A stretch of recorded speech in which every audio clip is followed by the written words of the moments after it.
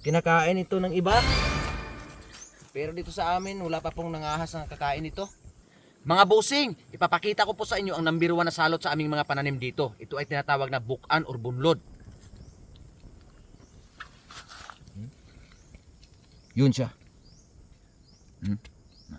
Ito, sinusundan niya yung malaking puno ng kamuting kahoy dito. Binunot ko na lang yung puno dahil it's time to harvest na.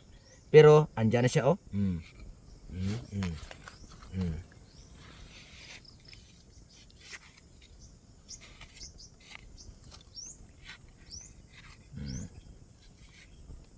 Kinakain ito ng iba.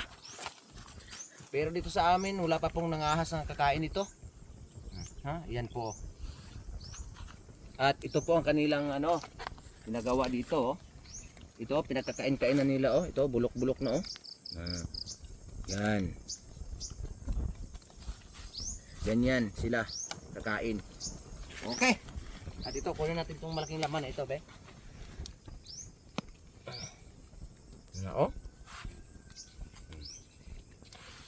May mga bakas na dito, oh. Pinagkakagat-kagat na, oh, yung balat.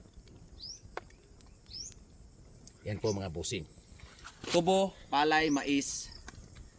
Pag inatake na po yan nila, ito kamuting kahoy, kamuti. Yan.